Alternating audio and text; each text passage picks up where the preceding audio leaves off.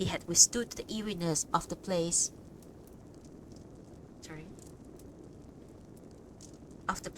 For 1 hour, then unable to endure it any longer, had come home, pale as the sheet. At the time he himself was somewhat chagrined. The next morning, when his father laughed at him, he found that the old man hateful. According to his father, this has been customary for all the boys in his days, as part of their training, to get up.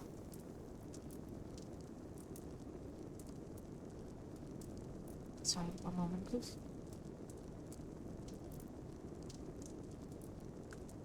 To get up in the middle of the night and set out all alone for the Sword's Peak, some 2.5 miles north of the castle, to greet the sunrise. In those days, we started out with a different understanding from young people nowadays, he observed. Okay, one moment, please. My gecko is climbing everywhere.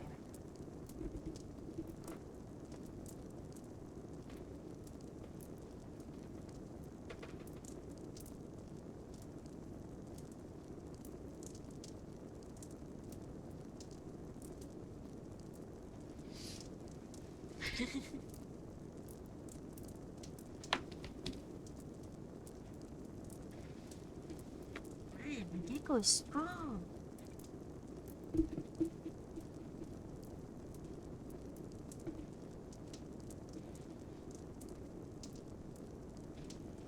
The old man had uttered such words, who even now might utter them again, cut a pitiful figure in Daisuke's eyes. Daisuke disliked earthquakes. There were times when, seated quietly in his study, he could feel their approach far in the distance. Then he would begin to think that everything, the cushion beneath him, the floor, and even the main pillar was shaking. Daisuke believed that for him, that was a natural response. People like his father were either primitives. Wait, one moment.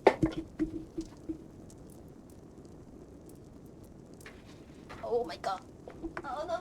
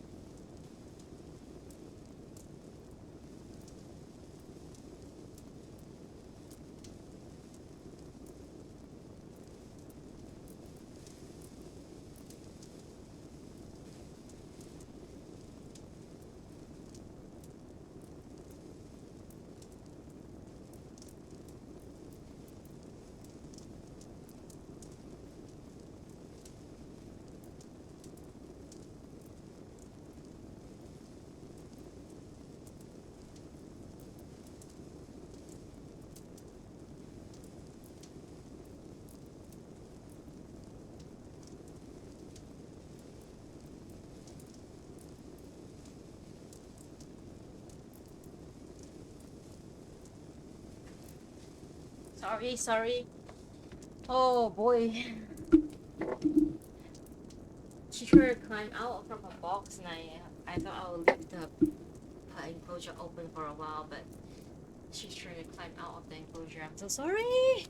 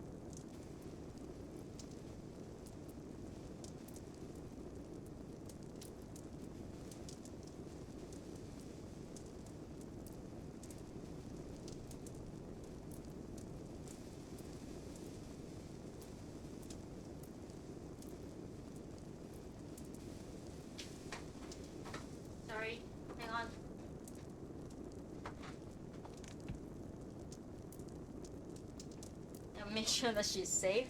I'm talking about my gecko. Oh god. Hang on.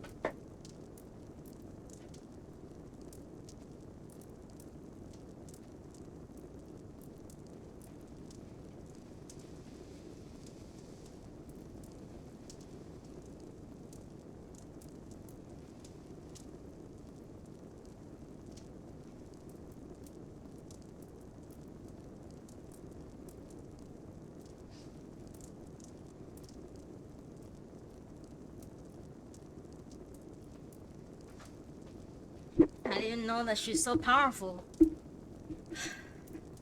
can climb onto things without support. Oh god, where was I? Yeah, she almost fell into like...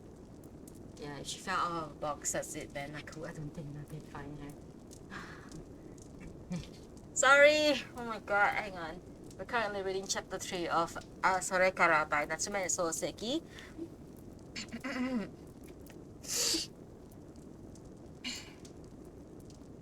Now, Daisuke sat face to face with his father.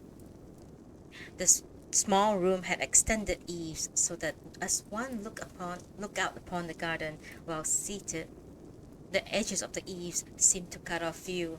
At least, the sky did not look very wide from this room, but it was a quiet room where one could settle down. His father was smoking out tobacco and had drawn a long-handled brazier. God, brazier is a different one. Brazier close to him. From time to time, he tapped off the ashes and sound echoed pleasantly in the quiet garden. Daisuke arranged 4 or 5 gold cigarette holders in the hand brazier. He had tired of blowing out the smoke through his nostrils, so he sat with folded arms, studying his father's face.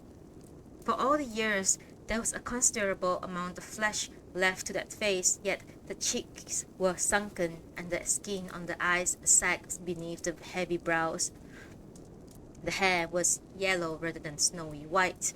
When he addressed someone, he had a habit of distributing his glances equally between the listener's face and his knees. These eye movements made the whites flash from time to time, producing a peculiar sensation in his listener. The old man was holding forth. Man must not think of himself alone. There's society, there's country. Without doing a few things for others, one doesn't feel right. Take you, for instance. You can't possibly feel very good just loafing around. Of course, it would be different with an uneducated lower class sort, but no, there's no reason why a man who has received the highest education should be able to enjoy doing nothing. What one has learned becomes interesting only when applied to actual practices. Yes, that's right, Daisuke had been answering. Being hard-pressed to respond to his father's sermons, Daisuke had made it his practice to give vague, perfunctory answers. As far as he was concerned, his father's ideas were always but half thought out.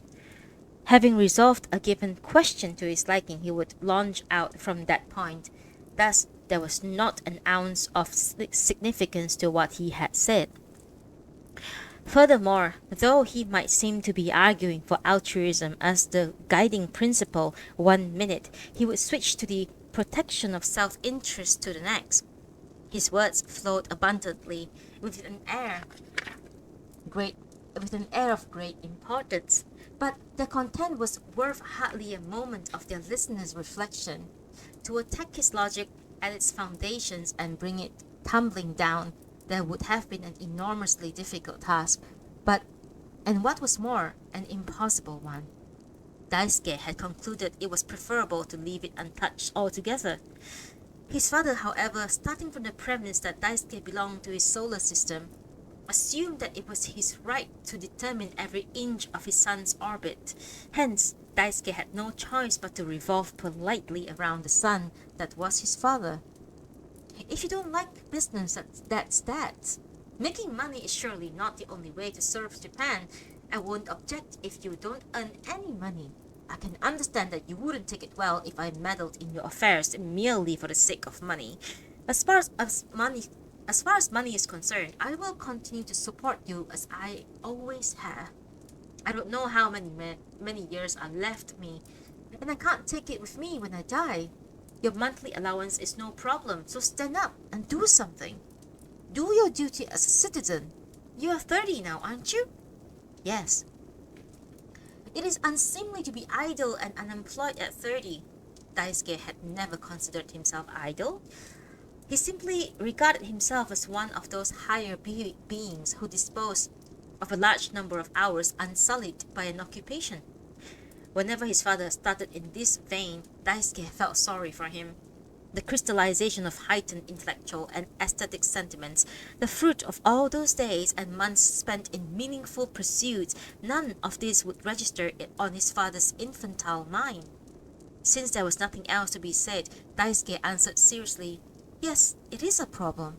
The old man could not for a moment cease to regard Daisuke as a child, and since in fact his responses invariably had a childlike air about them, being simple and unworldly, the old man was scornful and complained that the little gentlemen were useless even when they grow up. If, on the other hand, Daisuke's tone was cool, unrestrained, unabashed, and totally nonchalant, he became annoyed that perhaps this son had gone beyond his reach. "You are in good health? I haven't caught a cold in the past 2 or 3 years." "You don't seem to be on this stupid side either. Didn't you have a fairly strong record at school?" "Well, yes." "Then it's a shame to play around like this. What was his name, that fellow who used to come over to talk to you? I saw him 2 or 3 times myself." "Do you mean Hiraoka?" "That's the one, Hiraoka. Now that he didn't have much, but didn't he go somewhere right after graduation?" "But he blundered and came back." The old man could not suppress a sardonic smile. "Why?" "Why? Probably because he worked to eat." The old man could not understand Daisuke's meaning. "I wonder if he didn't do something unpleasant." "He probably does the right thing for each particular set of circumstances, but the right thing in the end probably turns out to be a blunder." "Oh," was the doubtful answer. Then, changing his tone, he launched out, "When young people blunder, it's because they are lacking in sincerity and devotion. I've tried a lot of things over the years, and judging from all my experiences, success is impossible without these qualities. And there are times when one fails because of sincerity and devotion. No, never." A frame enclosing the words "Sincerity is the way of heaven" hung conspicuously above the old man's head. He had had it done by a former lord in his clan, and prized it greatly. Daisuke hated it ardently. First of all, he disliked the hand. Secondly, the sentiment did not suit him. After the words "sincerity is the way of heaven," he would like to have added, "and not the way of man." Long ago, when the clan finances had deteriorated beyond repair, it was Daisuke's father who had taken the responsibility of putting things in order. He had gathered 2 or 3 merchants who had close ties with the clan lord, and removing his sword and bowing to the ground, had begged for temporary loans. Since he had no way of knowing if they could be repaid, he had honestly admitted as much, and was successful on this account. It was then that he had asked his lord to write out these words. Since then, Nagai had hung the frame in his living room and gazed it day and night. Daisuke could not count the number of times he had made to listen to this story. Then, 15 or 16 years ago, monthly expenditures began to accumulate in the old lord's household, threatening the finances so painstakingly revived. Once again, on the basis of proven ability, Nagai was entrusted with their restoration. This time, he tried heating the bath himself and discovered a discrepancy between the amount he spent on firewood and the figure indicated in the books.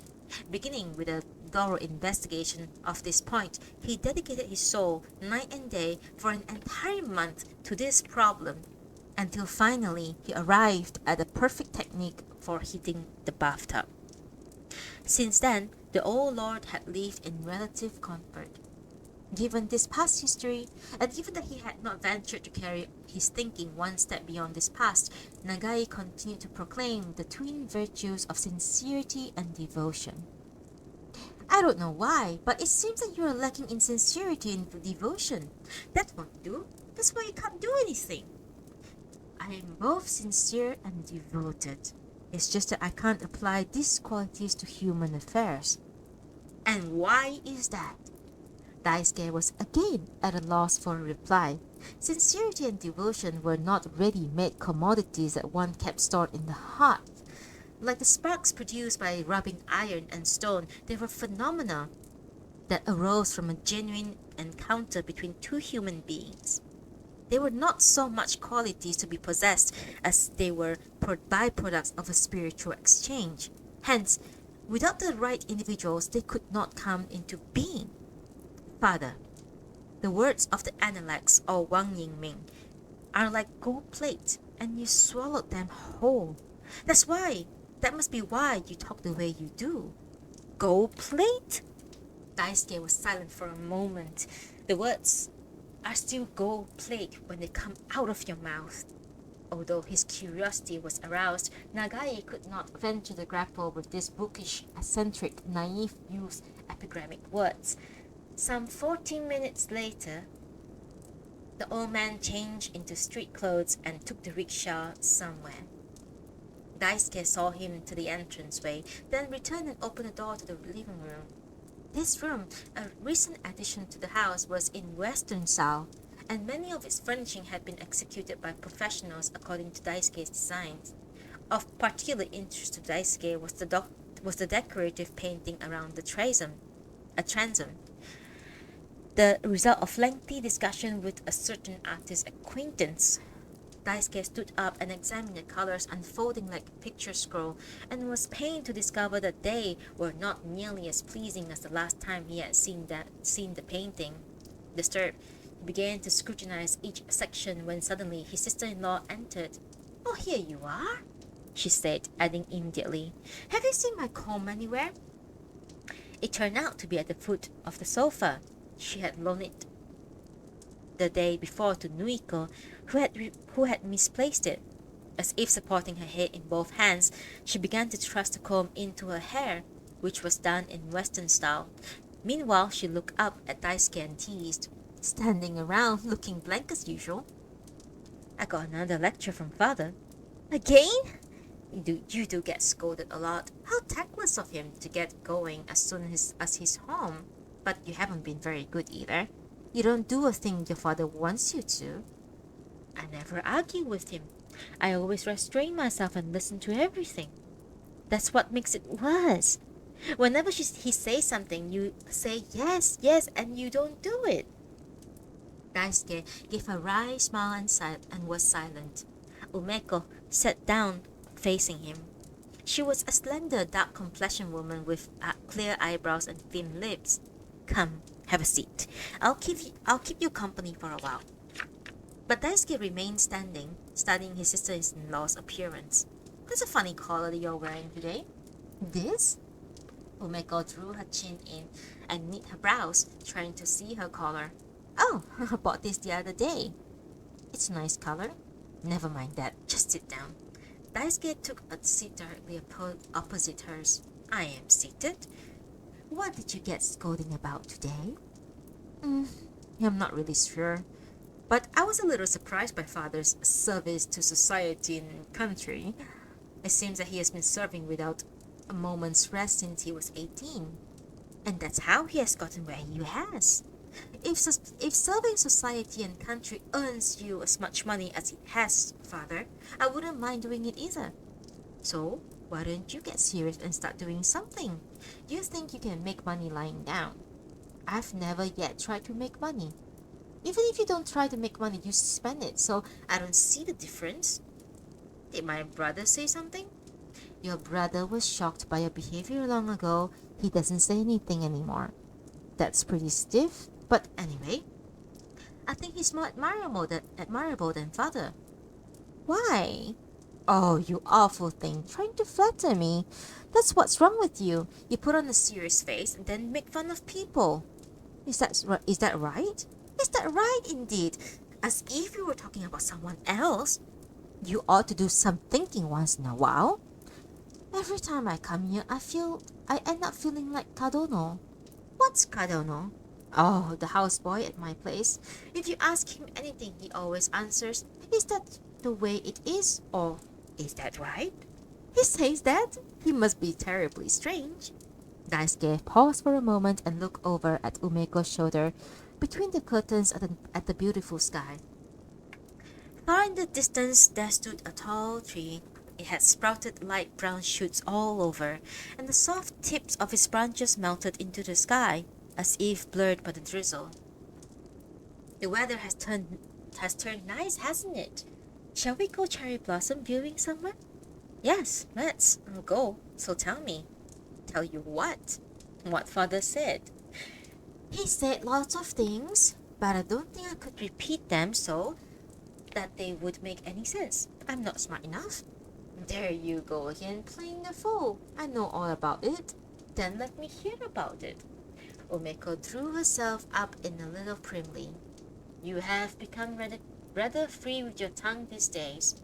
Oh, it's nothing that you can't handle. Anyway, it's terribly quiet here today. Where are the children? The children are at school. A young chambermaid, 16 or 17 years of age, opened the door and poked her head in to deliver the message that master was on the phone and wished to speak to the mistress. She stood waiting for an answer. Umeko got up immediately. Daisuke also got up. As he started to follow her out of the room, Umeko turned around and said, You stay here. I want to talk to you about something. Daisuke was always amused when his sister-in-law assumed this commanding stance with him. Please take your time, he said, and began to study the painting again. After some time, the colors no longer seemed to be painted upon the wall at all, and were leaping from his pupils and flying out to the wall where they had become glued. Soon, by controlling the colors that flew from his eyes, Daisuke was able to correct all the places that had displeased him, and finally, having achieved to the most beautiful hues that his imagination could conjure, he sat in a state of rapture. Just then, Umeko came in, and Daisuke was brought back to his usual self. As he listened politely to what she had to say, Daisuke understood that she was raising the marriage issue again. Even before he had finished school, Daisuke had been presented with a variety of prospective brides, both through pictures and in person, thanks to Umeko's efforts. At first, he had made his escape in conventionally acceptable objections, but in the past 2 years or so, he had become brazen. His complaints were curious. This one's mouth was set at the wrong angle with her cheeks, that one's eyes was disproportionate to the width of her face, another had misplaced ears. Since they were never the normal excuses, Umeko herself began to wonder.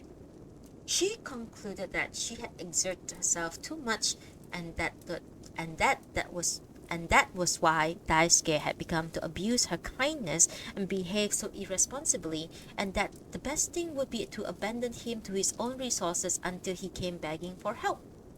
Having settled upon this, Umeko did not utter a word of marriage, but Daisuke had not seemed troubled in the least and remained an unfathomable entity. But now, their father had returned from his trip, and with a new candidate whose family was deeply involved with the Nagais. Umeko had been told the story 2 or 3 days before and had therefore assumed that today's interview would concern this topic. Daisuke, however, had heard nothing of the matter. Perhaps the old man had indeed summoned him with the intention of discussing it, but observing Daisuke's attitude, had chosen silence as the wiser course for the day, and deliberately avoided the topic. Daisuke, had a peculiar relationship with this candidate. He knew her family name but not her first name. He knew nothing of her age, looks, education, or character. As for why she had been selected, he knew only too well. Daisuke's father had one older brother named Naoki. He was but 1 year older and was smaller built than Daisuke's father. With similar features, people who did not know often took them for twins. Daisuke's father did not go by the name Toku in those days, but rather by the childhood name of Seinoshin. God. Just as Naoki and Seinoshin resembled each other in appearance, so were they brothers in temperament. As far as possible, they contrived to be in the same place doing the same thing. They came and went from their lessons at the same time. Indeed, at night they read by the light of a single lamp. It was the autumn of Naoki's 18th year. The two have been sent on an errand to Togakuji Temple on the outskirts of the castle town. Togakuji was the family temple of the lord of the clan. A priest there named Sōseki was a friend of the family, and the boys had been sent to deliver a letter to him. It was just an invitation to a game of Go and required no answer. But Sōseki had kept the boys to talk about this and that, and by the time they left, it was only an hour before sunset.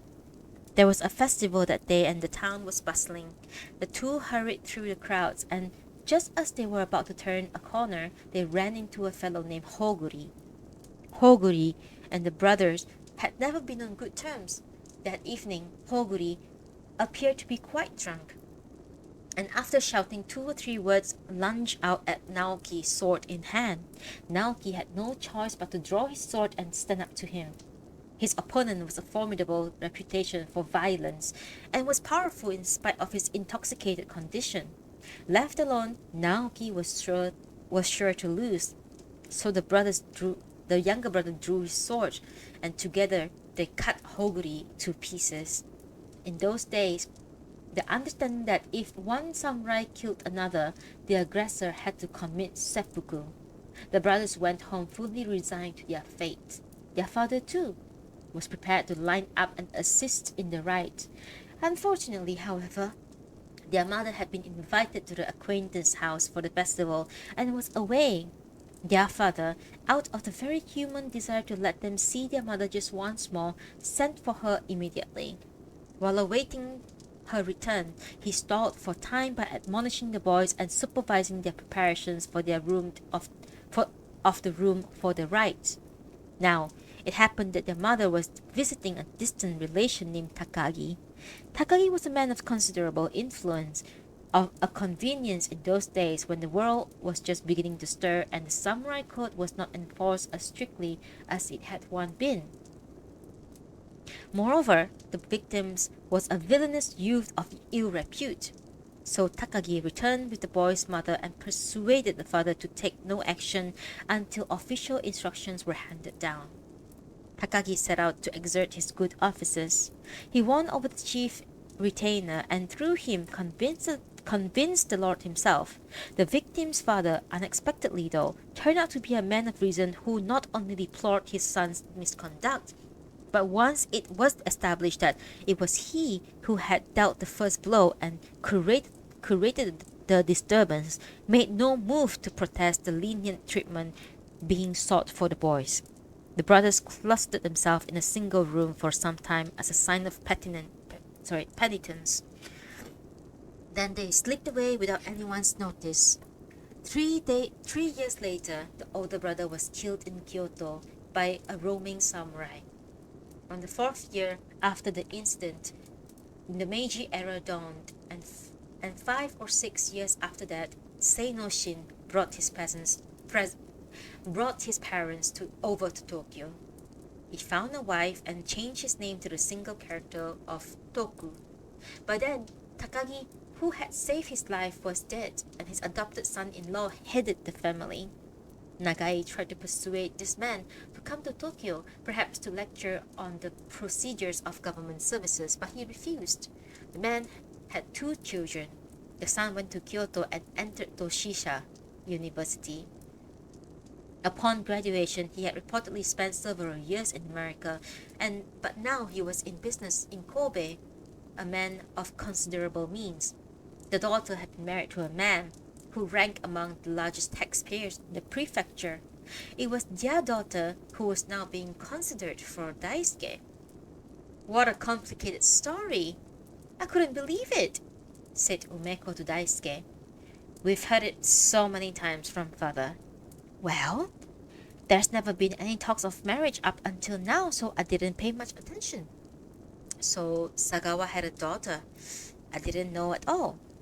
Why don't you accept her? You're for it? Of course I'm for it. It was fated. It might be easier to marry a girl fated by my own doings than one fated by my ancestors. Is there such thing? Daisuke smiled ironically and did not answer. And that was chapter 3 of それから by Natsume Sōseki. I like how I think most people think it's boring, but I like how the storytelling goes like that. Like it takes 3 chapters just to get to where we are now. And the way I'm not saying it in the bad terms. I just think that that's a very Natsume Sōseki thing, that it takes him a while to lay out the storytelling. Oh god, yes, I guess you can hear that. Okay. God. Yeah. My gecko trying to climb over everything. Like I left the enclosure open just now because I thought, okay, you know, now I know that she can climb like that. I think it's best if I just leave her alone. I mean, if I don't open the enclosure like this again. It's quite dangerous.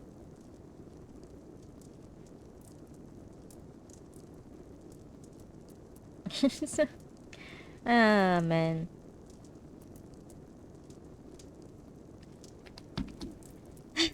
I'll share more photos of my gecko when I move her to the new place. Not new place, new enclosure. Okay. Grab back. 1 minute.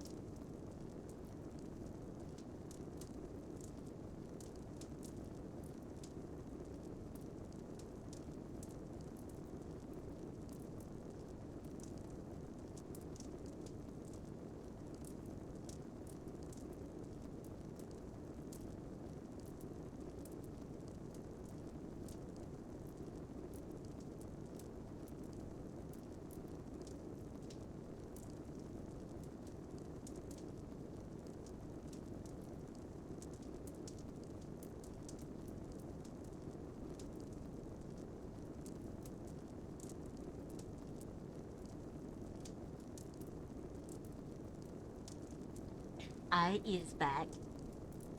Oh, okay. Okay. I think I read one more chapter, then we're gonna end it here tonight. And then I am gonna feed my gecko.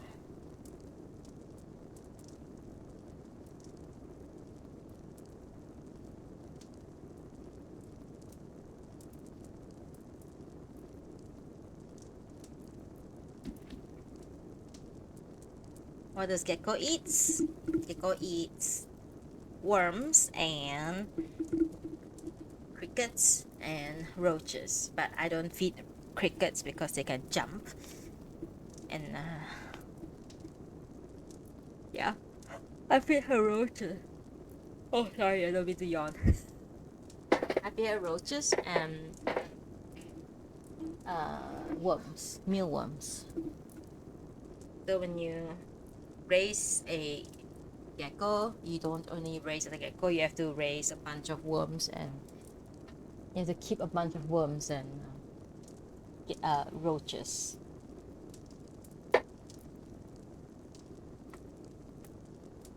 I changed it. Alright. Okay, let's go, guys. Without further ado, let's continue. Today we are reading Natsume Sōseki, それから Chapter 4. Actually, the book's way longer than I thought, so it might take me a while to finish it, but it's okay. Okay, Chapter 4 of それから by Natsume Sōseki. Okay. Daisuke sat blank, his head propped on both hands, the thin Western book he had just finished still open on his desk. His head was brimming with the last scene. Far in the distance, behind trees that stood cold, two small square lamps swayed noiselessly. There the gallows had been erected.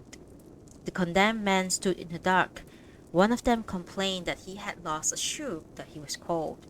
Another asked, "What?"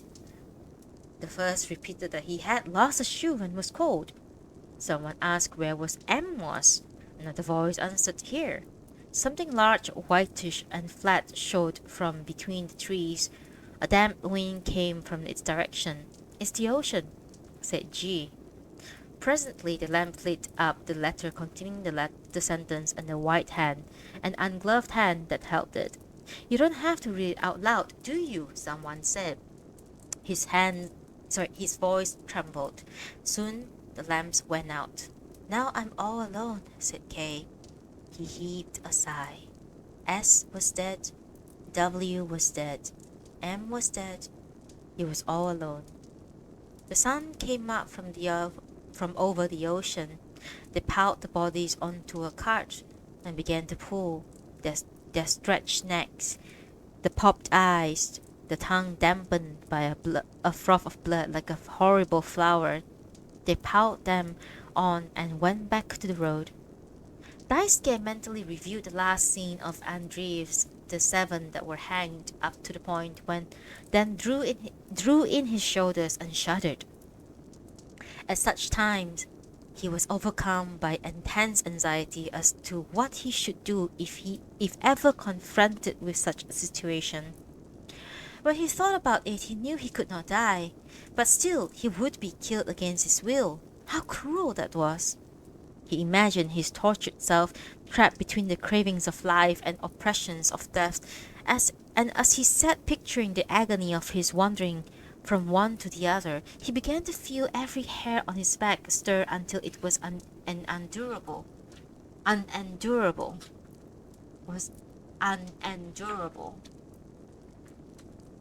His own father often told how, at the age of 17, he had killed a fellow clansman and had to resign himself to committing seppuku. His plan had been to serve Daisuke's uncle second and to ask Daisuke's grandfather to be his own second when his turn came. How could he have thought of going through with such a gruesome affair? Every time his father recounted the past, Daisuke found him more distasteful than admirable, or else he thought of him as a liar. Somehow it would have seemed much more appropriate if it should turn out that his father was a liar.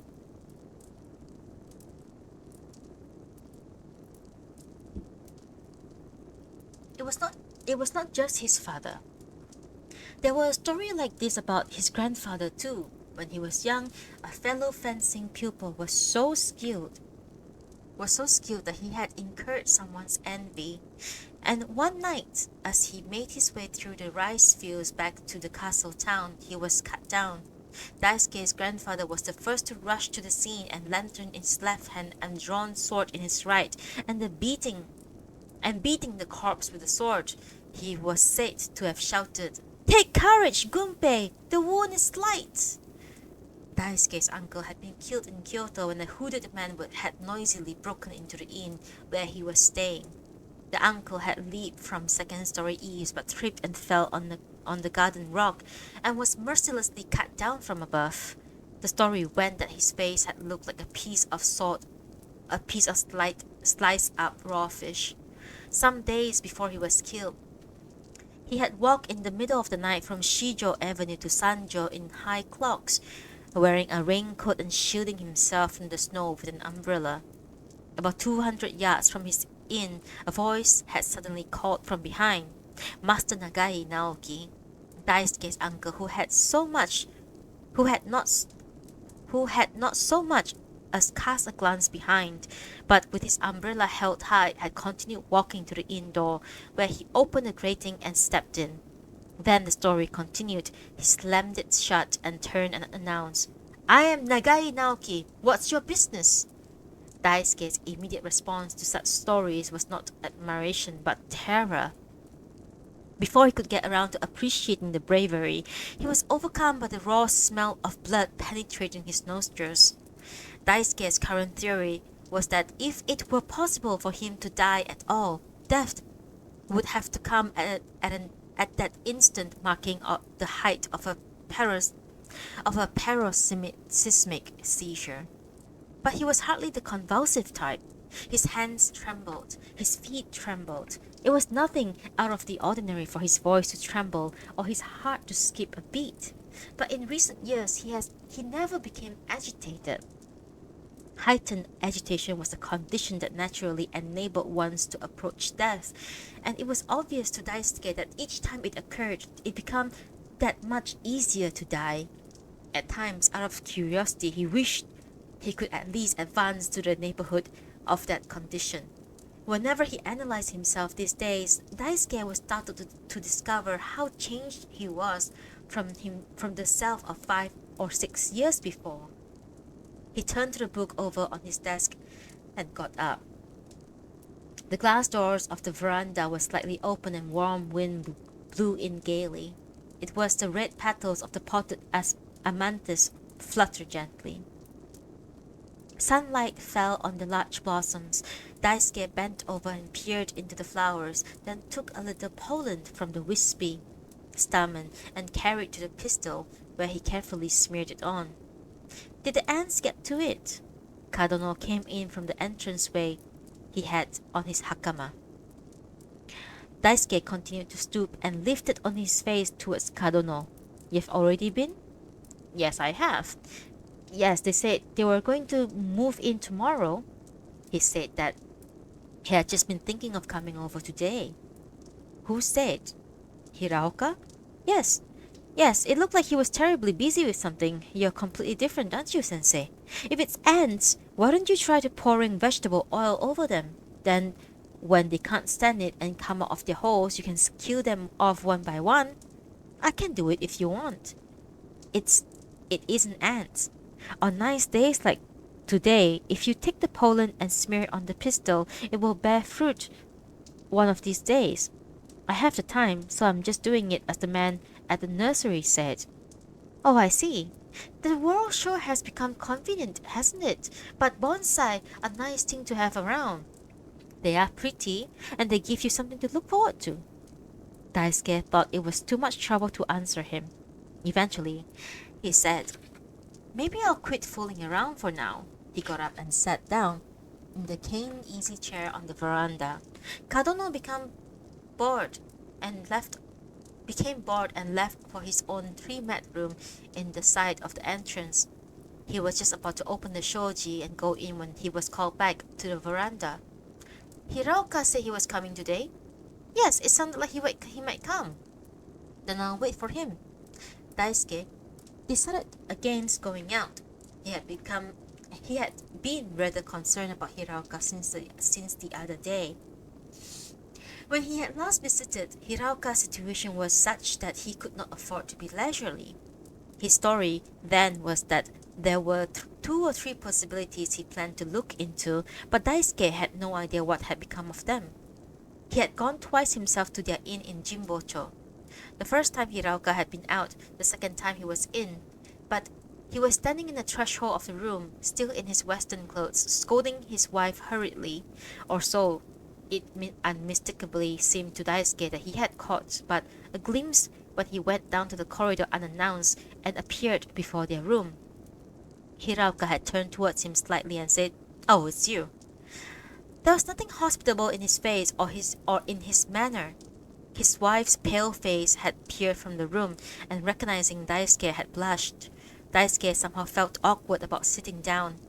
He brushed aside the mechanical invitation to come in and insisted that he had no business in particular, that he had just come to see how they were doing. If Hiraoka was about to go out, they could leave together. With that, he had stepped out as if to lead the way. Hiraoka said that he had wanted to find a house and settle down quickly, but he had been too busy to look for himself. Even when he could hear about a place through the inn, either the people had not moved out or the walls were being painted. He grumbled about everything all the way to the train where they parted. Daisuke felt sorry for him and said in that case he would have his houseboy look for a place. Business was bad. But there shouldn't be too much trouble finding a vacancy. With this assurance, he had left Hiraoka. True to his words, he had sent Kadono out to hunt. No sooner had he left than Kadono was back with a reasonable find. Daisuke had him show the couple the house, and they thought it would probably do.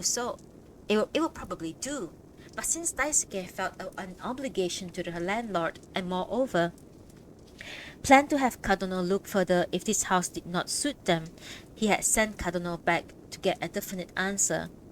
"I hope you went over to the landlords to tell them that they are taking it." "Yes.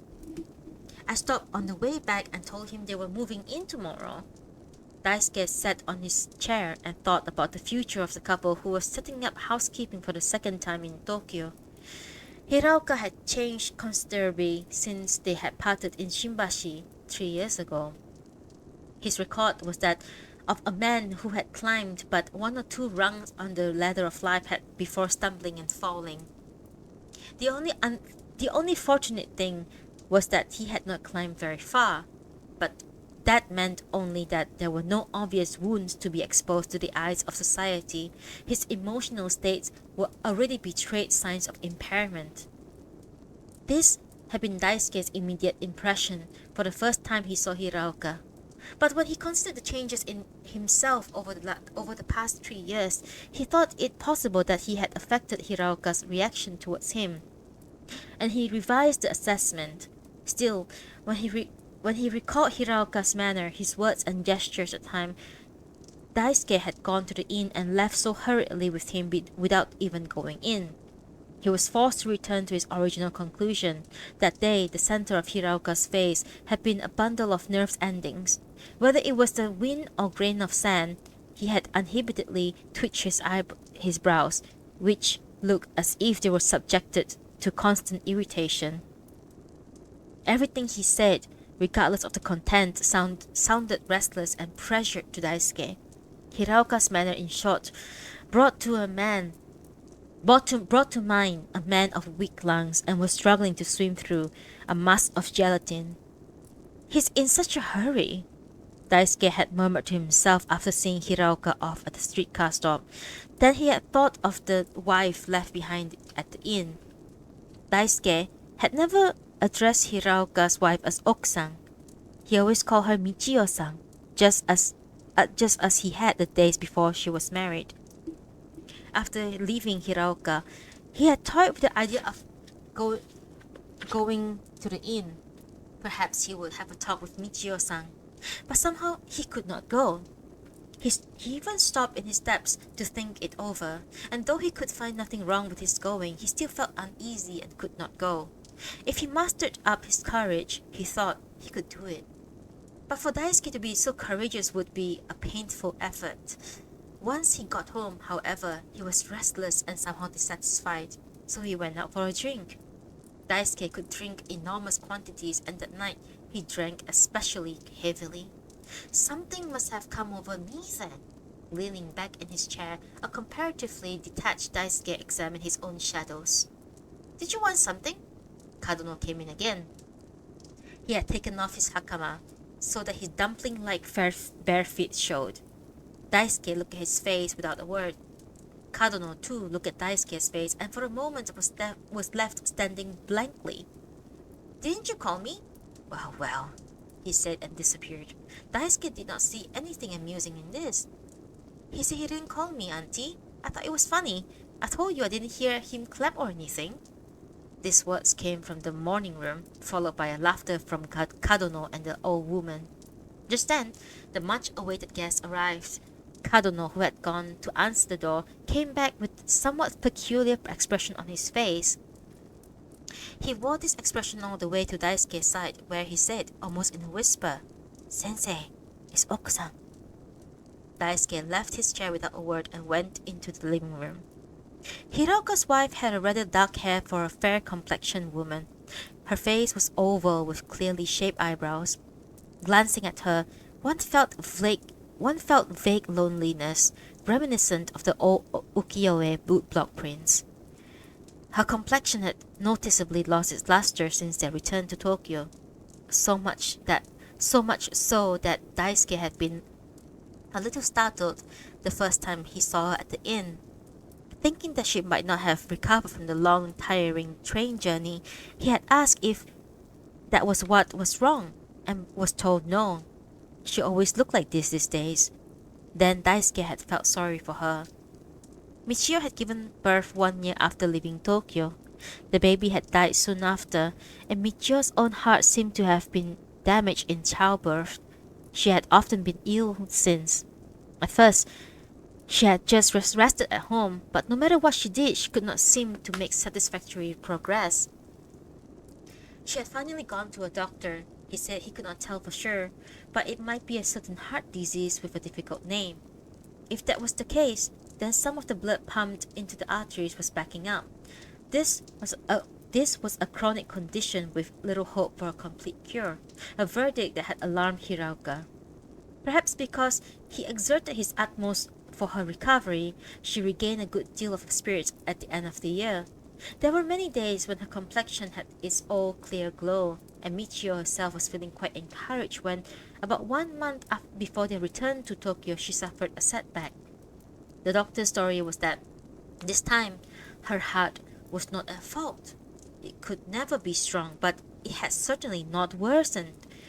He could detect no impairment in the functioning of the valves for the time being. This was what Michio herself told Daisuke. Then Daisuke looked at Michio's face and wondered if her condition was caused by some sort of anxiety after all. Michio's eyelids had 2 beautiful lines, one above the other, making a distinct fold. Her eyes were on the long, narrow side, but whenever she fixed her gaze, they somehow become extremely large. Daisuke attributed this effect to her irises. He had often observed this eye movement of hers in the days before she was married, and he still remembered it well. Whenever he tried to picture her in his mind, those black eyes, blurred as if they were misty, rose immediately, even before the outline of her face was complete. Shown in the living room from the hallway, Michio took a seat facing Daisuke. She placed her lovely hands one above the other upon her lap. The hand she placed underneath had a ring. The one she placed above also had a ring. The latter was of a modern design. A large pearl of a narrow gold setting, a gift from Daisuke 3 years ago in celebration of her wedding. Michio lifted her face. Daisuke, instantly recognizing those eyes, blinked in spite of himself. She had planned to come with Hiraoka the day after they arrived, but she had not felt well, and after that she would have had to come by herself, so she had not just gone out at all. But today she was just... So she began, then cut herself short. Then, as if she had suddenly remembered it, she apologized the other day when Daisuke came to see them. Hiraoka was about to go out, and they had been very rude. "You should have stayed and waited," she added with feminine graciousness, but her tone was subdued. It was, nevertheless, her normal tone of voice. It served all the more to remind Daisuke of the past. But He seemed to be terribly busy. Well, he is busy as far as that goes, but it would have been all right even if you stayed. You're being so formal. Daisuke thought of asking if something had happened between them that day, but decided against it. Normally, he might have gone so far as to ask whether it wasn't true that she was being scolded then. Her face was red. What had she done wrong?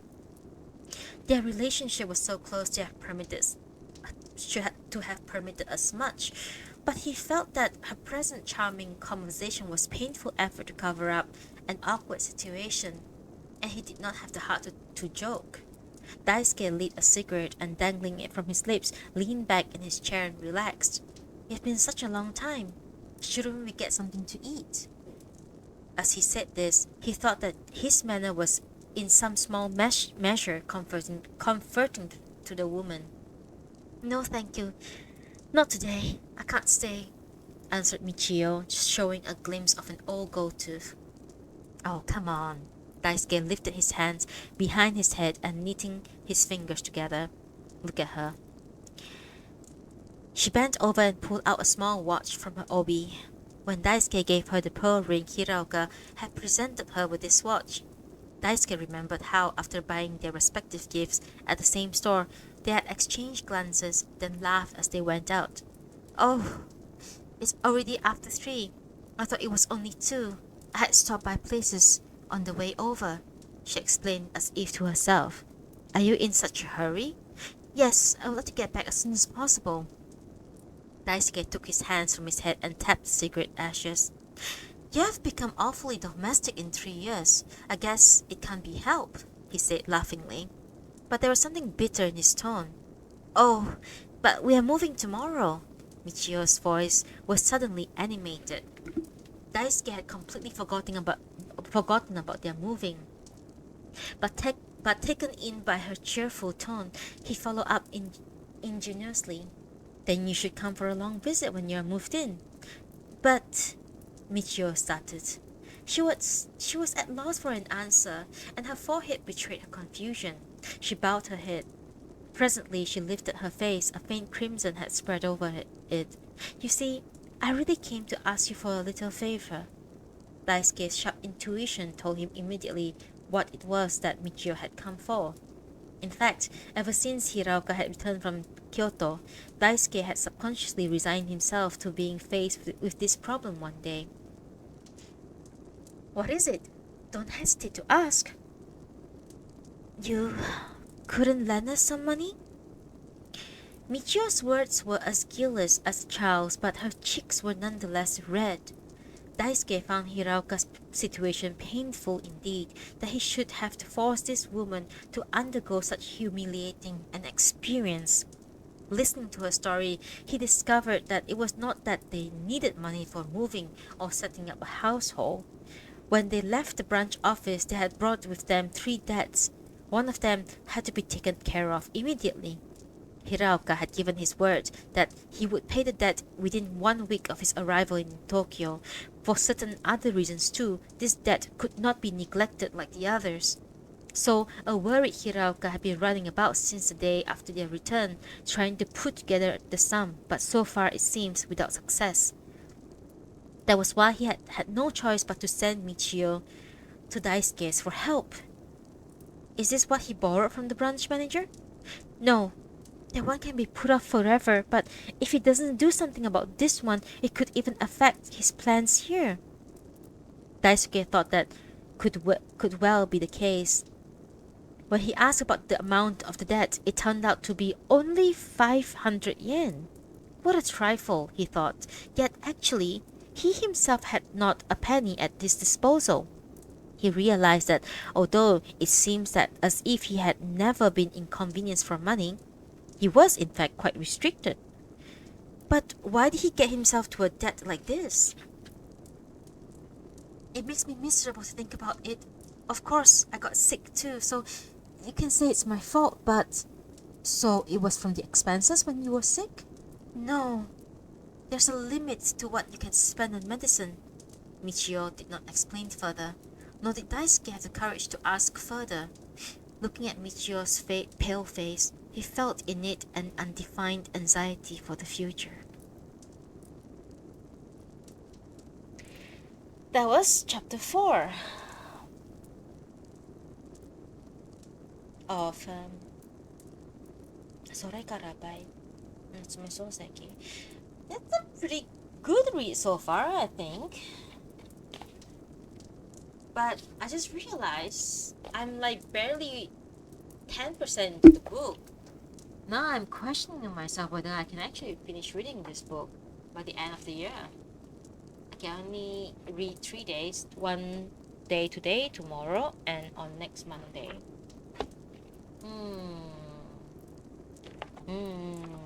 I haven't read in a long time, so I think I must have like mistaken how many words are on one page, and therefore I am unsure if I can actually finish reading this book then. There's how many chapters here? Let me see.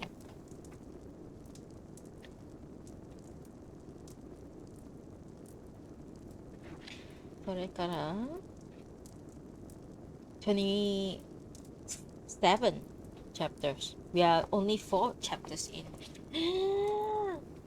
Oh, it's gonna take a while. If I didn't waste so much time talking nonsense earlier, maybe things will be done faster. I. It's okay. I have errands to run tomorrow morning, so I don't think I can stay up that much longer today. Therefore, I think I'm gonna end today at chapter 4. Yeah. Thank you, Ando. No, there's one's not.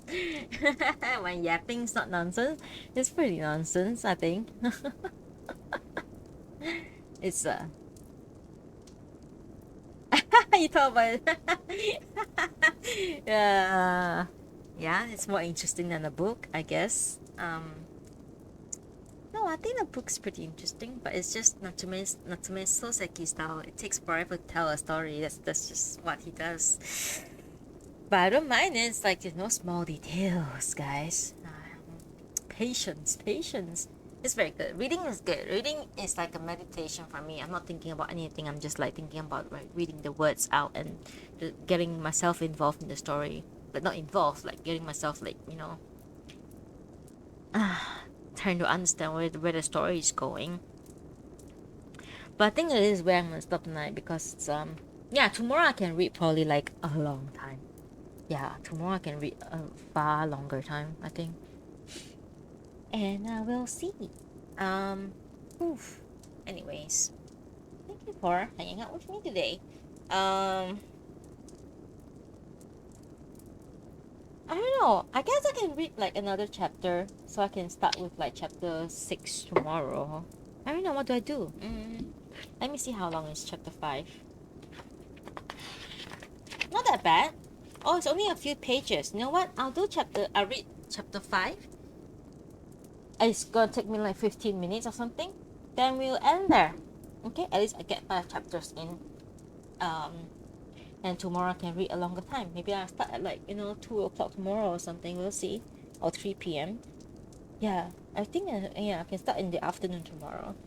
I start too late today. That's cause I slept until fucking 3 p.m. just now. I needed it, okay? I needed it. Okay, one more chapter. Come on, let's go. Alright, let's go. Chapter 5 of それから by Natsume Sōseki. We are currently reading それから by Natsume Sōseki, chapter 5.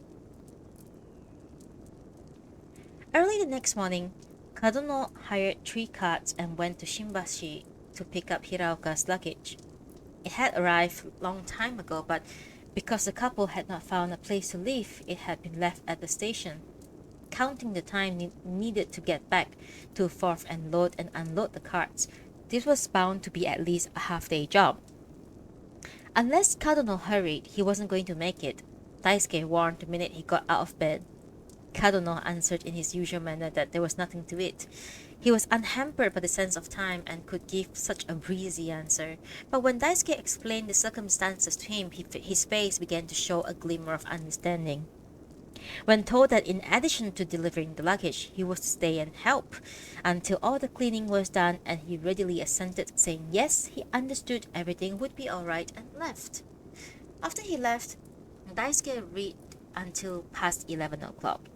Then, suddenly, he remembered a story about a man named D'Annunzio who had furnished a part of his house in blue and part in red. D'Annunzio's reasoning seems to be that these two colors express two principal moods of existence. Accordingly, rooms where excited work to be called for, such as the study or the music room, should be painted in red as much as possible. Bedrooms and the like, on the other hand, where the spirit should repose, were to be done in bluish tones. Thus, the poet seems to have satisfied his curiosity by applying psychologist theory. He was puzzled by it that a man so readily aroused as D'Annunzio should have required the presence of the color red, which could reasonably be deemed a potent excitant. Daisuke himself was not pleasantly affected by the brightly painted gates at the shrines. Had it been possible, he would gladly have set his head adrift by itself to sleep peacefully in a deep green sea. At an exhibit the other day, someone named Aoki had painted a tall woman standing at the bottom of the ocean. Of all the entries, Daisuke had found this one alone to be pleasingly executed. This was because he himself wanted to be in such a submerged, tranquil mood. Daisuke went out to the veranda and noticed the green that was growing rampant in the garden. The flowers had already fallen. Now green shoots and leaves were in their first growth. Daisuke felt the brilliant green as if it had burst in his face. He was glad, though, that there was still a subdued somewhere beneath the brightness that dazzled the eye. Wearing a cap and ordinary cotton clothes, he went out the gate. When he came to Hiraoka's new residence, the gate was open and the house seemed deserted. The luggage did not seem to have arrived, nor, for that matter, was there any signs of the couple. A man who looked like a rickshaw driver sat alone at the veranda smoking. To Daisuke's query, the man answered yes, they had come, but they had decided that at the rate things were going, it would be past noon before their luggage would arrive, so they had left again. Did the master and mistress came together? Yes, they were together. And did they leave together? Yes, they left together. The luggage should be here soon, too. Thanks for your trouble, Daisuke said and went back to the street. He went to Kanda, but did not feel like stopping at Hiraoka's inn. Somehow, though, the two weighed on his mind. So he dropped in. The couple was eating side by side.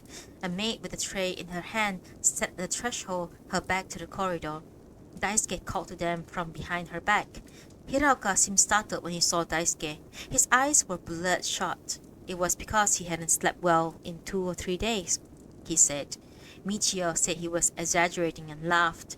Daisuke felt sorry but also relieved. He refused their invitation to stay and went out to eat, then got a haircut, then went to Kudan, and on the way home stopped in once again at the new home. Head wrapped in a scarf, sleeves tied back, and long printed under kimono sweeping in view, Michio was supervising the unpacking.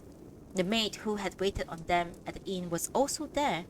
Hiraoka was cutting the strings on a wicker truck on the veranda, and seeing Daisuke, laughed and asked if he wouldn't help a little. Kadono had taken off his hakama, and with his kimono hoisted up, was carrying in a chest of drawers with the rickshaw driver. "Sensei, how do you like the way I look?" he asked, and warned Daisuke not to laugh. The next day, as Daisuke sat at the breakfast table drinking his customary tea, Kadono came in, his face just washed and shining. "When did you get home last night, Sensei?" "I was so tired, I just dozed off. I didn't notice at all. Did you see me sleeping?" "That was pretty mean of you, Sensei.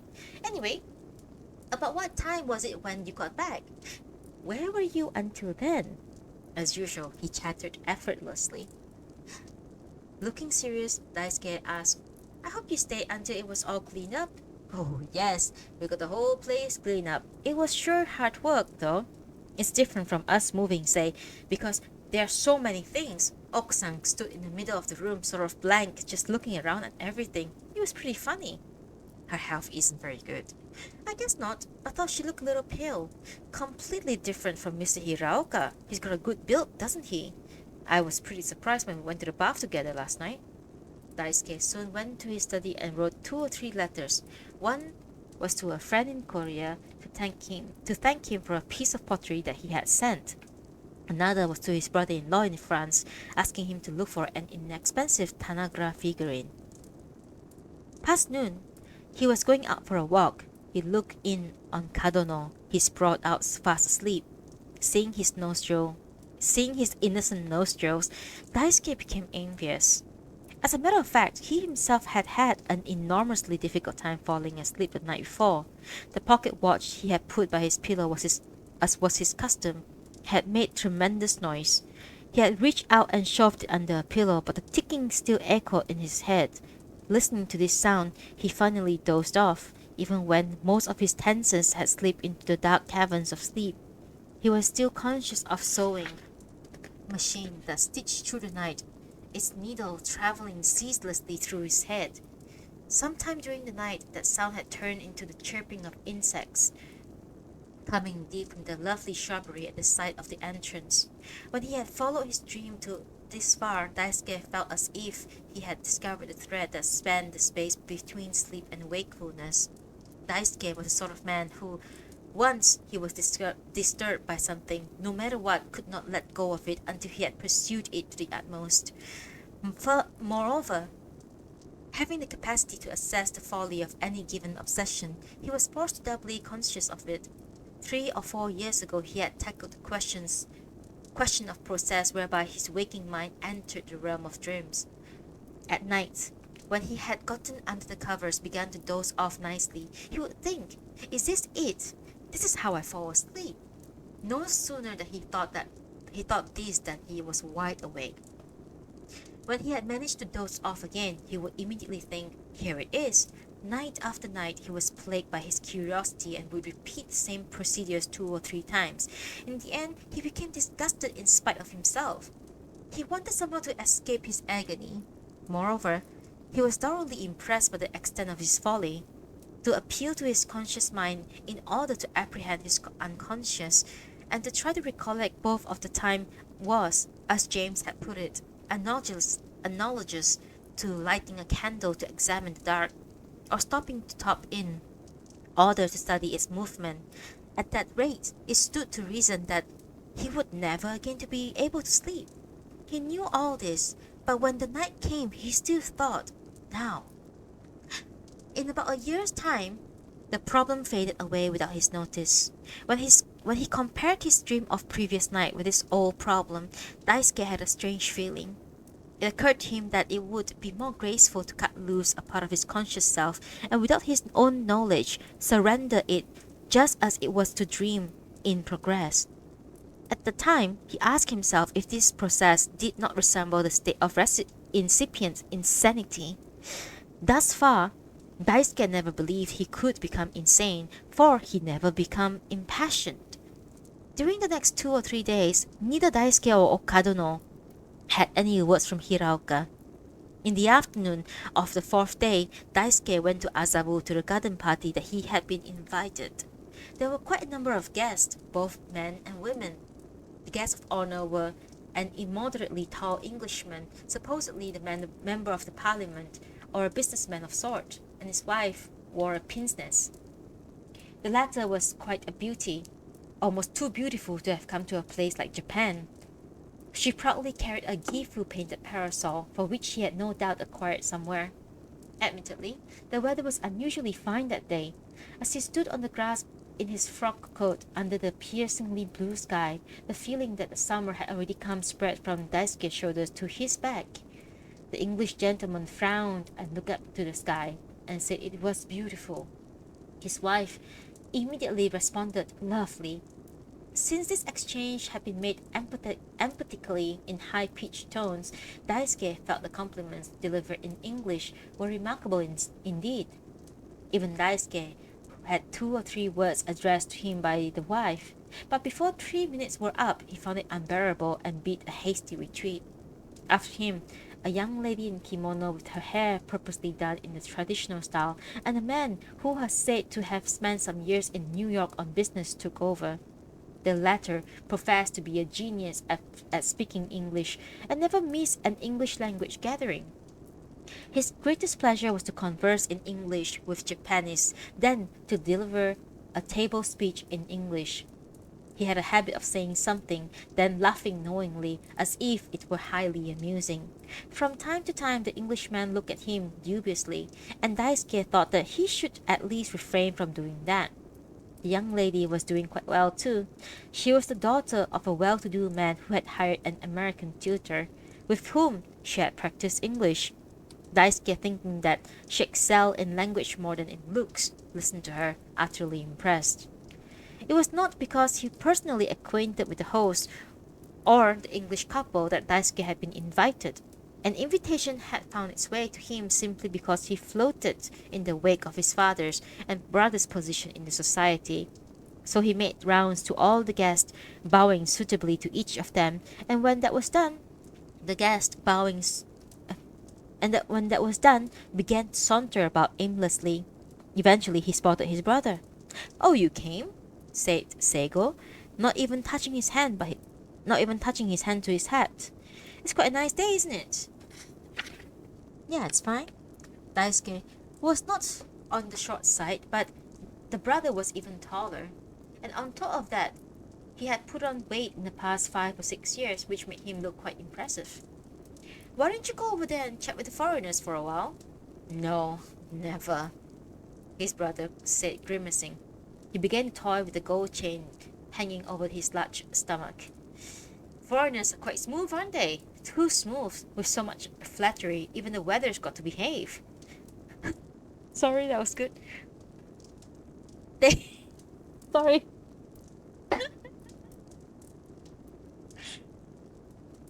Sorry. "Foreigners are quite smooth, aren't they? Too smooth, with such flattery, even the weather's got to behave." Oh God, they have that many good words for weather, do they? It's a little too hot for me. "For me too," said Daisuke. Then, as if they had timed it, Seigo and Daisuke pulled out their white handkerchief and wiped their brows. Both had on heavy silk hats. The brothers walked to a shady spot off the edge of the lawn and stopped. No one was around. It seemed that some sort of entertainment was beginning on the other side. Seigo watched it with the same expression he had wore at home. Seeing this, Daisuke thought, "If you get to be like my brother, it must not make much difference whether you are at home or visiting. There probably isn't anything to look forward to once you get that worldly. How dull it must be." "How's father doing today?" "Father's at a poetry meeting," Seigo answered without any change of expression. But Daisuke was somewhat amused. "And Umeko?" "Entertaining guest." Thinking that his sister-in-law would complain to him later, Daisuke was again amused. Daisuke knew that Seigo had always seemed very busy. He also understood that over half his business consisted of attending such gathering like this. Without a hint of distaste or word of complaint, his brother wined and dined and chatted with women at all hours. Yet his appearance never betrayed fatigue, and his manner was always unruffled, with almost otherworldly composure. His flesh grew more ample each year. Daisuke could not but admire his capabilities. That Seigo could go into geisha houses, accept luncheon invitations, drop in at the club, see people off at Shimbashi, meet them at Yokohama, run out to Oiso to humor elders. That he could put in his appearance at large gathering from morning to evening without seeming either triumphant or dejected. This must be because he was thoroughly accustomed to this kind of lifestyle, thought Daisuke. He was probably like the jellyfish floating in the sea and not finding it salty. Daisuke was thankful for this. That is to say, his brother, unlike his father, had never yet preached troublesome sermons to him. Such stiff words as principle, doctrine, or philosophy of life never found their ways to his lips, and it was difficult to tell whether he even had such beliefs. On the other hand, he had never shown any inclination to attack those stiff notions of principle, doctrine, or philosophy of life. He was wonderfully ordinary, but uninteresting. As a conversationalist, Daisuke far preferred his sister-in-law. Whenever Daisuke saw his brother Seigo was sure to say, how are things? Wasn't there an earthquake in Italy? The emperor of Turkey was disposed. Or the cherry blossoms of Mukojima were no good anymore. A large snake was found at the bottom of a foreigner ship in Yokohama. Somebody was run over by a train. They were all things that appeared in the newspapers. He carried around with him an infinite number of inoffensive topics. No matter how long one talked with him, he never seems to run out. There were also times when he would ask such peculiar questions as, was that man named Tolstoy dead yet? Or, who was the greatest novelist in Japan nowadays? In other words, he was completely indifferent to the arts, and therefore shockingly ignorant.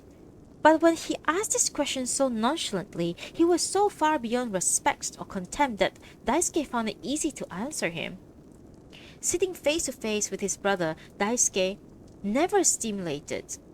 was never stimulated. On the other hand, he found Seigo's straightforwardness agreeably relaxing. But since he was out morning to night, Daisuke could seldom catch him. His sister-in-law Seitaro and Nuiko were all quite surprised if Seigo stayed home and took his 3 meals with the family. So when he stood next to his brother in the shade, Daisuke thought he had found a good opportunity. I would like to see you about something. Would you be free sometime? Free, Seigo repeated without any explanation, began to laugh. How about tomorrow morning? Tomorrow morning I have to go to Yokohama. From noon? From noon I'll be at the office, but there'll be a conference, so even if you came, I wouldn't be able to stay for long. Then evening, would that be alright? In the evening I'm off to the Imperial Hotel. I'm supposed to host that foreign couple tomorrow night. Daisuke looked at his brother and pouted. Then the two burst out laughing. If you're in such a hurry, how about today? Today will be alright. Why don't we get something to eat? And we haven't done it in a long time. Daisuke agreed. He thought Seigo would propose the club, but unexpectedly, he suggested to go to an eel place. I've never gone to an eel place in a silk hat before, said Daisuke. What difference does it make? The two left the garden party and took a rickshaw to an eel shop at the foot of the Kanesugi-bashi. It was an old-fashioned house set amidst a flowing river and weeping willows. Daisuke turned their silk hats upside down and set them on the shelf next to the blackened alcove pillar. Seeing them side by side, he said it looked strange. Yet, with just the two of them sitting cross-legged in the large open second-story room, it was actually more agreeable than being at the garden party. The two drank pleasantly. Seigo acted as if they had to do was drink, eat, and gossip. Daisuke himself was on the verge of forgetting his purpose on getting together, but after the maid brought in the third round, he got around to business. Needless to say, it concerned Michio's request for a loan. Daisuke had never yet asked Seigo for money. Of course, there was a time just after he finished school when he had overindulged in geisha and left his brother to clean up a mess. On that occasion, his brother, far from scolding, had just said, "Well, what a problem? Don't say anything to father." And through Daisuke's sister-in-law, had completely paid off the debt. Because of this, Daisuke had always felt obliged to his brother. He had often been hard-pressed for spending money since then, but he had managed by going to his sister-in-law. In effect, this was his first experience at bringing such matter to his brother. To Daisuke, Seigo seems like a tea kettle without a handle. He did not know where to begin to get a hold of him, but this was also what intrigued him. Daisuke began to unfold the Hiraka's couple's history as if it were another piece of gossip. Seigo showed no signs of impatience as he sipped his sake, and now and again threw in a as if to keep time.